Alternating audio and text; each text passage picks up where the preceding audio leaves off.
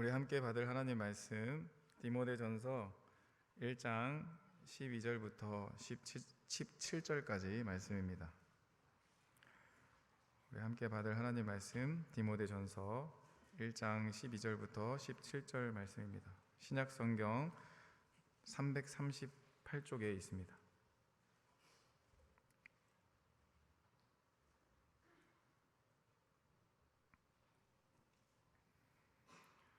한 절 한 절 교독하고 마지막 절은 합독하겠습니다.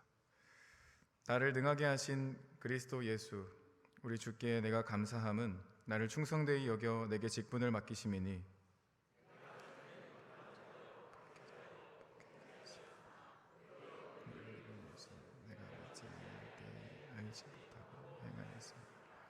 우리 주의 은혜가 그리스도 예수 안에 있는 믿음과 사랑과 함께 넘치도록 풍성하였도다.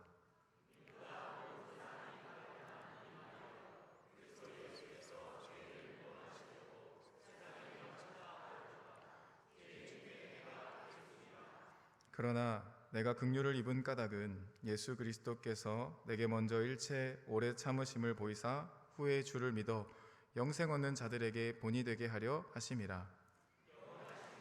꼭 썩지 아니하고 보이지 아니하고 홀로 하나이신 하나님께 존귀와 영광이 영원 무궁하도록 있을지어다. 아멘. 우리 옆에 있는 분들과 인사하겠습니다. 모든 것이 은혜입니다.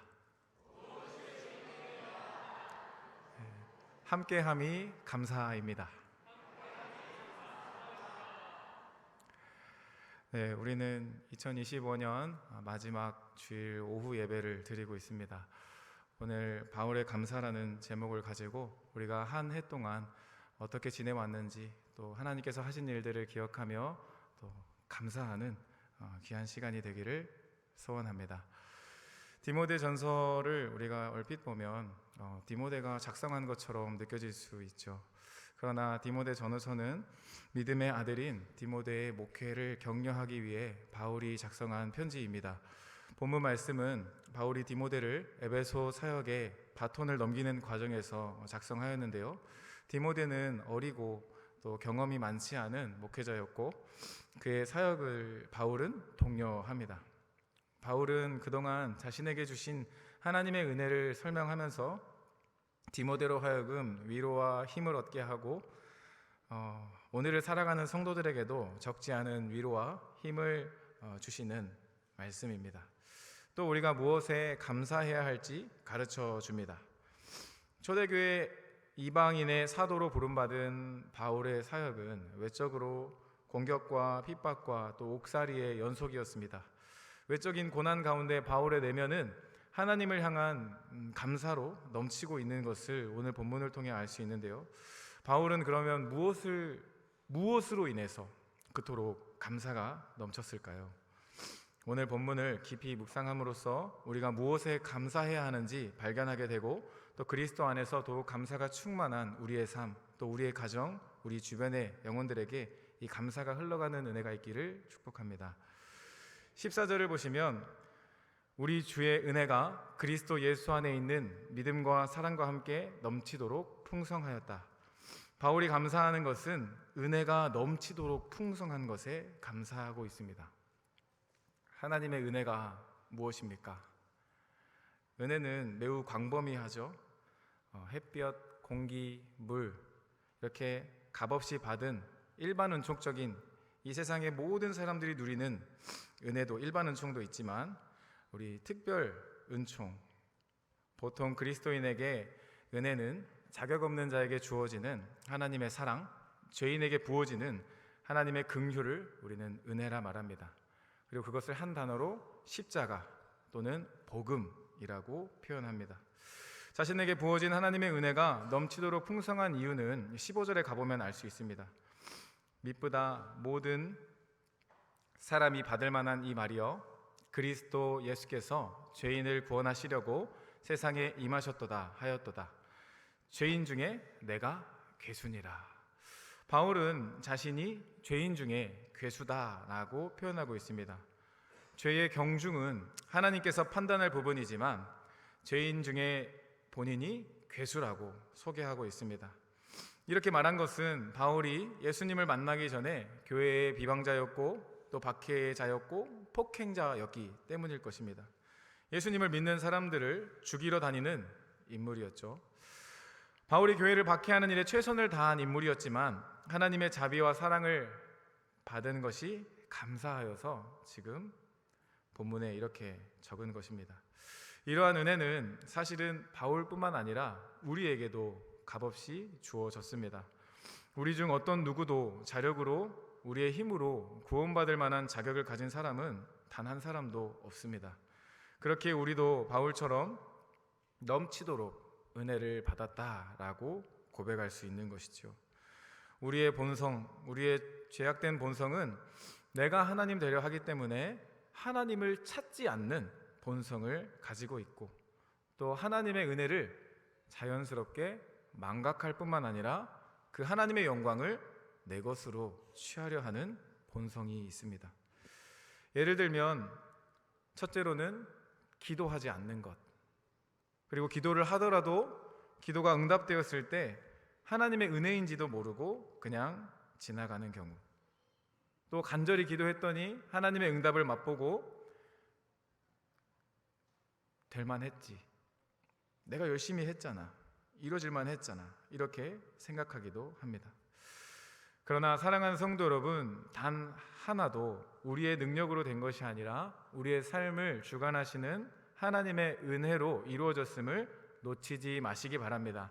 바울처럼 하나님의 은혜를 망각하지 않고 그 은혜에 감사하는 삶을 살아가시기를 축복합니다.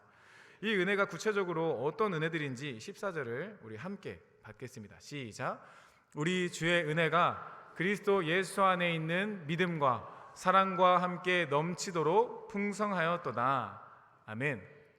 자, 은혜가 두 가지로 이렇게 나오는데요.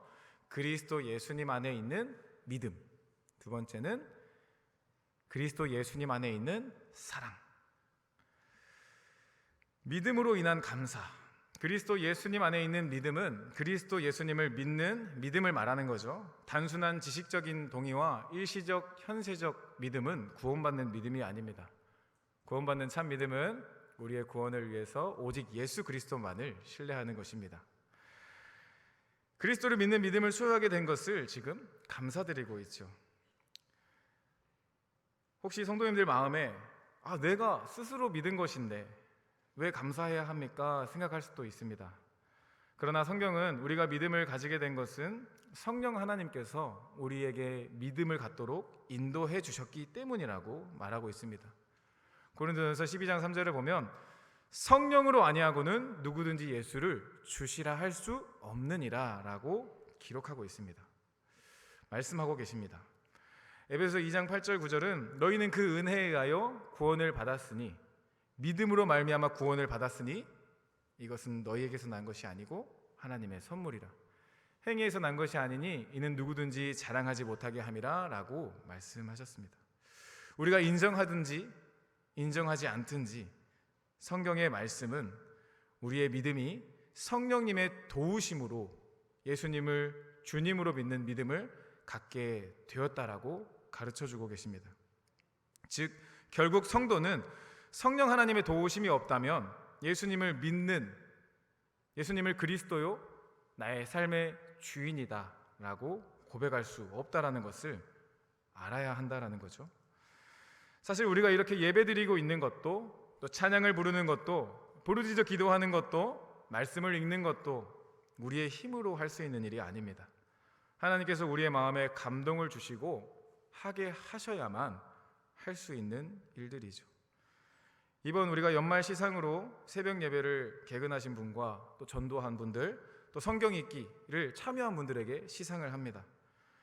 우리의 열심으로 된 것이 아니라 하나님께서 하게 하셨고 하나님의 은혜로 되어진 줄로 믿습니다. 성령님의 도우심으로 예수님을 향한 믿음을 소유하게 된 것에 감사하고 또 그 은혜를 힘입어서 하나님을 배우고 알아가고 또 사랑하게 되는 성도님들이 되시기를 바랍니다. 또한 한 가지는 그리스도 안에 있는 사랑이다 했습니다. 이것은 예수님 안에 있는 사랑이죠. 바울은 예수님으로 인해 내가 사랑의 사람이 되었다라고 말하는 것입니다. 어떻게 사랑의 사람이 되었습니까? 하나님께 사랑을 공급받았고 그 사랑이 넘쳐 흐르니 하나님을 사랑하게 되고 내 주변에 있는 영혼들에게 복음을 전하지 않을 수 없는 그 뜨거운 사랑의 마음을 갖게 된 것이죠. 예수님의 죽음과 부활을 하나님의 큰 사랑으로 믿어지게 될 뿐만 아니라 그 믿음이 사랑으로 역사하는 데까지 갔다라는 거죠. 사랑의 사람이 되었다라는 것은 하나님의 사랑을 공급받고 이제는 마음과 뜻과 목숨과 힘을 다해서 하나님을 사랑하는 인생이 되는 것입니다. 그리고 더 나아가서 이웃을, 내 바로 옆에 있는 영혼을 사랑하는 그 사랑의 사람이 되게 하심에 감사하고 있는 것이죠. 우리가 예수님이 새 계명을 너에게 주노니 서로 사랑하라. 내가 너희를 사랑한 것 같이 너희도 서로 사랑하라. 너희가 서로 사랑하면 이로써 너희가 내 제자인 줄 알리라 라고 말씀하셨는데, 우리가 율법 안에는 계명과 율례와 법도들이 있죠. 특별히 예수 그리스도가 오심으로 이 율법에서 제사법들은 다 사라졌습니다. 그 제사법들은 예수 그리스도로 다 대체되었어요. 그러나 십계명과 그 계명, 율법 안에 있는 그 계명에 하나님을 경외하고 하나님을 사랑하고 하나님 안에서 살아갈 것을 가르치는 그 계명은 예수 그리스도 안에서 우리에게 사랑으로 완성을 이루어 주셨다라고 말씀하셨습니다. 즉 우리는 우리의 능력으로 계명을 완성하는 것이 아니라 하나님을 사랑함으로, 또 그분의 사랑을 공급받고 또 주변을 사랑함으로, 10계명도 1계명부터 4계명은 하나님을 사랑, 하나님과 관계, 5계명부터 10계명은 사랑과의 관계인 것처럼 우리가 이렇게 하나님을 사랑하는 기쁨이 넘치는 복된 공동체가 되기를 바랍니다. 그리스도인들에게 이렇게 사랑이 있다는 것은 참 감사한 일이죠. 그런데 만약 억지로 이렇게 사랑을 해야 한다면 그 삶은 아마 힘들고 고달플 것입니다. 많은 성도님들이 하나님이 우리를 사랑하시는 사랑을 따라서 서로 사랑해야 한다는 것을 모르는 성도는 없습니다. 그러나 실제로는 사랑하는 것이 어렵고 때로는 사랑하지 못하는 것으로 힘들어하는 경우가 있죠. 제 삶에서도 마찬가지입니다. 사랑이 없는 제 모습을 직면할 때 목사로서 사랑이 없는 제 모습을 가지고 더 하나님 앞에 나아가게 됩니다. 사랑을 말씀하시는 것을 알지만 사랑은커녕 미움이 쌓여 있고 또 마음이 어려울 때가 있죠.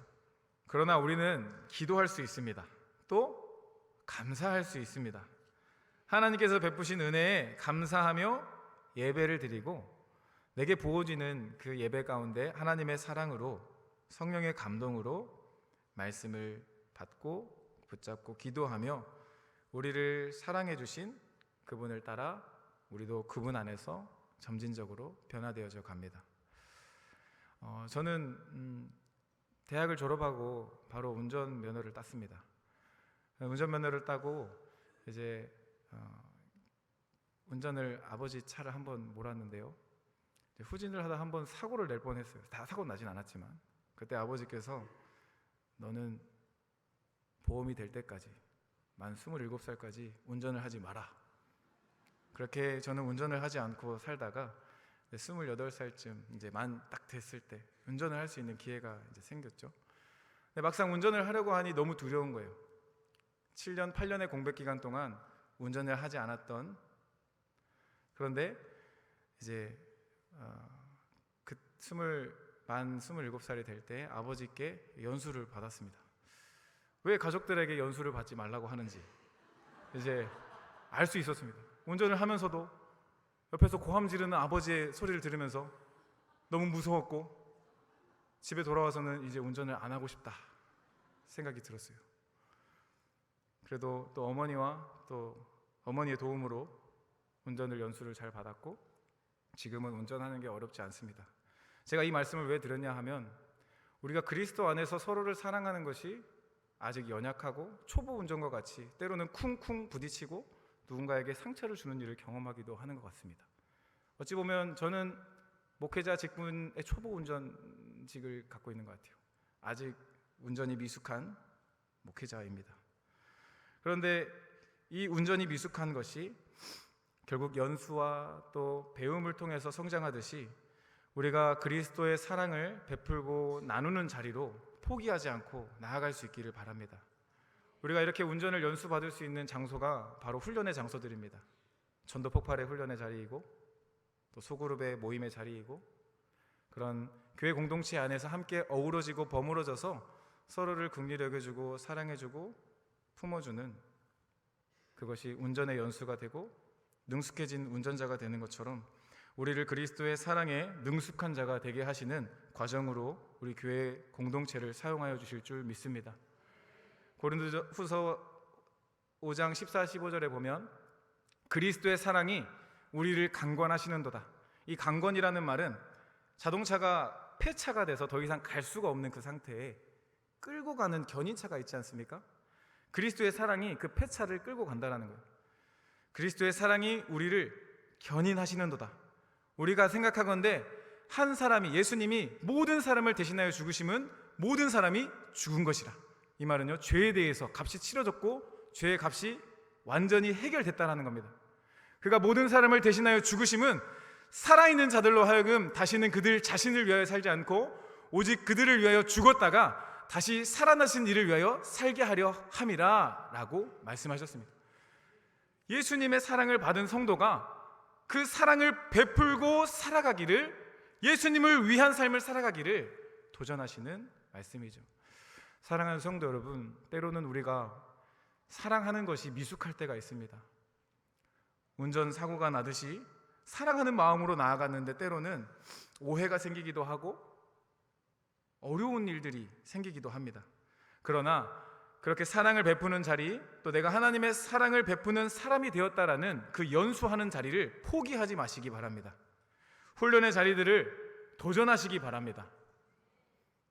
전도 폭발 훈련에 참여하시기 바랍니다. 그리스도의 사랑을 잘 배우고 사고나지 않는 운전자와 같이 사랑하게 하여 주실 줄로 믿습니다. 16절을 보면 우리 함께 받겠습니다.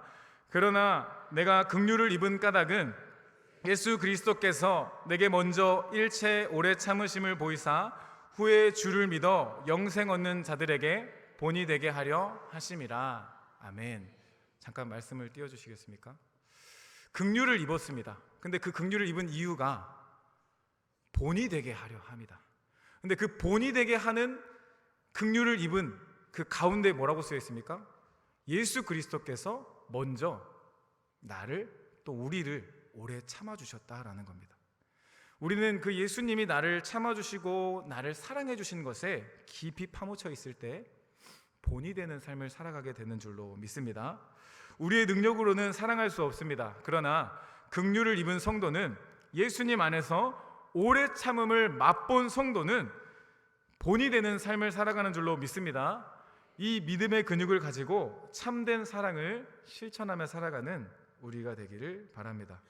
기독교 강요 3권 18장 8절에 보면 하나님의 자비와 그리스도의 공로로 의롭다 여김을 얻게 하는 믿음은 사랑으로서 역사한다 라고 말합니다. 사랑하는 성도 여러분, 우리의 능력으로는 사랑할 수 없지만 예수님께서 나를 인내하시고 오래 참아주신 그 사랑을 기억할 때 성령의 능력으로 우리가 참된 사랑을 베풀어 줄 수 있는 줄로 믿습니다. 바울은 은혜 받은 자로서 믿음을 주심에 감사하고 내가 사랑의 사람이 되었음에 감사하는 것으로 그치지 않았습니다. 은혜 받은 자로서 주님께 막중한 것을 부탁을 받았고 그것을 감당한 사람이었습니다. 12절을 우리 함께 받겠습니다. 나를 능하게 하신 그리스도 예수 우리 주께 내가 감사함은 나를 충성되이 여겨 내게 직분을 맡기심이니. 우리는 목사, 장로, 권사, 집사, 전도사 이렇게 직분들을 가지고 있죠. 또 봉사의 자리들에서 교사, 부장, 총무, 서기, 찬양대, 방송실, 주방, 식당 봉사 이런 맡겨주신 자리들을 감당해 나가고 있습니다. 우리가 직분자로 또 봉사자로 세워진 것은 우리가 자격이 있어서 세워진 것이 아닙니다. 우리의 죄인됨과 연약함 그 가운데에도 또 하나님을 향한 반역함을 아심에도 불구하고 우리를 긍휼히 여겨주시고 택하여 주셔서 성령님의 감동을 주시고 믿음을 주시고 하나님 나라를 확장하는 도구로, 동역자로 우리를 불러주신 것입니다. 그렇다면 우리의 자세는 고린도전서 4장 1절과 2절의 말씀과 같아야 합니다. 사람이 마땅히 우리를 그리스도의 일꾼이요 하나님의 비밀을 맡은 자로 여길지어다. 그리고 맡은 자들에게 구할 것은 충성이니라. 아멘. 하나님의 동역자로 불러주심에 감사하는 성도는 그 직분을, 봉사의 자리를 충성함으로 감당해 나갑니다. 이 충성은 군대에서 충성하죠. 이 피스티스라는 원어를 가지고 있습니다. 원어의 의미를, 즉 믿을 만한 의미를 가지고 있다라는 뜻인데요. 이 말은 하나님께서 사람을 택하시고 직분을 맡기실 때 변덕스럽고 믿음직스럽지 못한 자가 아니라 어떤 직분에 대해서 맡길 만한 자에게 맡겨주신다라는 겁니다. 주변에서 전도폭발을 한번 훈련을 받아봅시다, 또 교사로서 한번 이렇게 해봅시다 자꾸 말한다는 것은 하나님께서 할 만하니까, 할 수 있으니까 부르시는 겁니다. 마음의 문을 꾹 닫고 나는 아니야 하지 마시고 하나님이 나를 부르시는 그 음성에 반응할 수 있는 성도님들이 되시기를 바랍니다. 마태복음 25장에 보면 달란트 비유가 있죠. 1달란트 받은 사람은 땅에 묻어놨다가 혼나고 2달란트, 5달란트 있는 사람은 각자 열심히 해서 2달란트, 5달란트 각자가 각자의 달란트에 맞게 충성되이 헌신한 말씀을 우리는 잘 알고 있습니다. 예수님께서는 5달란트와 2달란트 남긴 종에게 똑같이 말씀하십니다. 우리 같이 함께 말씀을 받겠습니다. 시작. 그 주인이 이르되 잘하였도다 착하고 충성된 종아, 내가 적은 일에 충성하였음에 내가 많은 것을 내게 맡기리니 내 주인의 즐거움에 참여할지어다. 아멘. 하나님께 받은 은사가 크든지 작든지 충성을 다하는 것이 주님께서 보시기에 중요한 것임을 보여주는 본문이죠. 즉 하나님은 작은 일에 충성하는 자에게 또 각자 그릇에 맞게 하나님께서 맡겨주신 일들에 충성하는 것을 기뻐하시는 분입니다. 하나님 보시기에 큰 일을 하고 싶으십니까? 하나님은 큰 일을 하고 싶다는 사람을 찾으시는 것이 아니라 먼저 내 그릇에 맞게, 내 분수에 맞게 작은 일에 충성하는 자를 찾으십니다. 그리고 그의 그릇을 넓혀주시고 그를 깨끗한 그릇으로 사용하시는 분입니다. 연말을 보내면서 우리는 서리집사 임명 동의서를 받고 있습니다. 총회법상 서리집사 직분을 매년 갱신하는 것은 우리가 법대로 하는 건데요, 이것은 여러 가지로 유익이 있습니다. 직사 직분에 대해서 당연하게 생각하지 않고 은혜로 주어진 직분에 충실히 임할 수 있도록 도와주는 유익이 있기 때문이죠. 우리가 서약의 내용들 하나하나 쉽게 느껴지지 않을 수 있습니다. 그러나 사실 구원의 감격, 복음으로 충만할 때, 하나님의 사랑으로 공급받고 은혜가 넘쳐날 때에는 어렵지 않은 일들입니다. 서약을 보면 우리 함께 첫째, 주의를 구별하여 거룩하게 지키며 온전한 예배자로 살겠습니다. 둘째, 청지기 의식을 가지고 11조와 헌금을 기쁨으로 감당하겠습니다. 셋째, 구역 모임에 성실하게 참여하도록 애쓰겠습니다. 넷째, 교회를 위해 은사를 따라 섬김의 삶을 살겠습니다. 다섯째, 그리스도인으로서 부끄러운 일이나 죄되는 일을 삼가겠습니다. 제가 맡은 교구 서리 집사님들은 단 한 분도 빠짐없이 서면을 통해서든지 전화를 통해서든지 동의서를 받았습니다.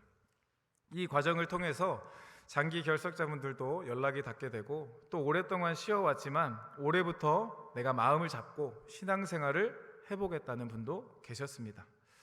그러나 안타깝게도 이 집사의 직분이 저에게는 버겁습니다. 직장이 있고 가정이 있어서 성도로 지내겠습니다. 아직 직사 직분은 제게 무겁습니다. 또 이유가 없는 경우도 있었습니다. 그러나 반가운 것은 기쁨으로 감당해 보겠습니다. 감사함으로 맡겨주신다면 하겠습니다 하는 분들이 많이 있었습니다. 하나님 앞에 서약한 종이와 동의하는 마음 위에 하나님께서 성령의 기름을 부어주시고 능히 집사의 직분을 감당하게 하실 줄 믿습니다. 바울은 직분을 맡기신 하나님께서 나를 내버려 두셨다, 나를 방치했다 말하지 않습니다. 12절 다시 한번 봤습니다. 나를 능하게 하신 그리스도 예수 우리 주께 내가 감사함은 나를 충성되이 여겨 내게 직분을 맡기심이니 나를 능하게 하셨다라고 말합니다. 하나님은 직분을 맡기시고 봉사의 자리를 허락하시고 내버려 두시지 않으시고 능력을 주시는 분이십니다. 감당할 힘과 능력과 지혜와 체력을 주시는 분입니다. 때로는 우리가 직분을 감당하는 일이 버겁기도 하고 어렵게 느껴질 수도 있습니다. 내가 과연 이런 봉사의 자리를 감당할 수 있을까? 하나님께서는 우리로 하여금 몸된 교회를 세워가시는 일에 우리를 부르실 뿐만 아니라 능력도 부어주시는 분입니다. 우리는 약합니다. 저도 약하고요. 그러나 예수님은 강하십니다. 맡겨진 직분, 허락하신 봉사의 자리들이 무겁고 버겁게만 느껴지십니까? 그때가 바로 내가 죽고 하나님이 역사하실 수 있는 타이밍입니다. 우리의 힘과 능력으로 봉사한다면, 우리의 능력으로 직분을 감당하려 한다면 반드시 패배하게 되어 있습니다. 우리의 연약함 위에 역사하실 하나님을 바라볼 때 직분을 맡기신 하나님께서 능력도 부어주시는 줄로 믿습니다. 고린도후서 12장 9절을 보면 바울이 이런 고백을 했어요. 같이 받겠습니다. 나에게 이르시기를 내 은혜가 내게 족하도다. 이는 내 능력이 약한 데서 온전하여 짐이라 하신지라. 그러므로 도리어 크게 기뻐함으로 나의 여러 약한 것들에 대하여 자랑하리니 이는 그리스도의 능력이 내게 머물게 하려 함이라. 아멘. 바울은 이 말씀에서 역설적인 고백을 하고 있죠. 약한 데서 온전하여진다라고 말합니다. 어떻게 약할 때 온전하여질 수 있냐면 약한 그곳에 그리스도의 능력이 머물기 때문입니다. 그래서 고린도후서 12장 10절에 그러므로 내가 그리스도를 위하여 약한 것들과 능력과 궁핍과 박해와 공고를 기뻐하노니 이는 내가 약한 그때에 강함이라. 내 약한 그곳에 십자가의 은혜가 부어지고 기뻐하는 마음을 주셔서 약한 것, 능력, 궁핍, 박해, 곤고 그 모든 것들을 기뻐할 수 있는 단계로 나아가게 하시는 겁니다. 성도가 자신의 약함을 알게 되면 하나님을 의지하게 되고, 그렇게 되면 하나님을 의지할 때 온전하신 하나님의 능력이 함께함으로 온전한 능력을, 강함을 구비할 수 있게 된다는 말씀입니다. 반대로 어떤 성도가 자신의 능력을 과신하고 겸손하지 못하고 교만하고 방심한다면 그의 강함은 약함으로 끝나버릴 가능성이 높습니다. 운전할 때에도 나 운전 잘해 하면 사고가 난다고 말하는 것처럼 말이죠. 사랑하는 성도 여러분, 다시 한번 말씀드립니다. 우리는 약하지만 예수님은 권세 많으십니다. 우리의 약함 부분에 그리스도의 능력이, 성령님의 능력이 임하시면 강하여질 수 있다는 것을 기억하시기 바랍니다. 약하다고 웅크려들지 말고 그리스도 예수님의 능력을 힘입는 직분의 자리로 나아가시기 바랍니다. 하나님께서 직분을 맡기실 때에는 능력을 주시고자 하심입니다. 능하게 하심을 잊지 마시기 바랍니다. 한 해 직분을 감당하며 봉사의 자리를 감당하며 어렵기만 하셨습니까?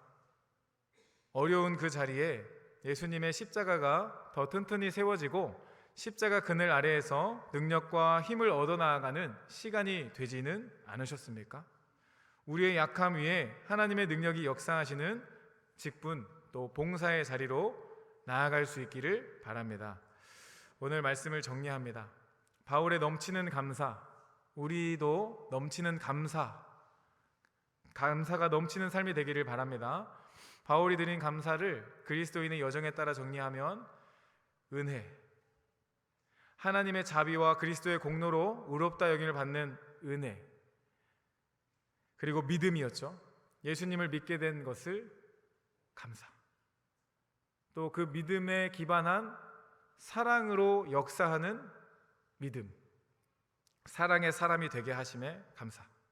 또 내게 직분과 또 봉사를 맡기시고 또 그것을 능히 감당하게 하시는 능력을 주심에 감사. 감사가 넘치는 우리 모두 되기를 예수님의 이름으로 축복합니다. 이 시간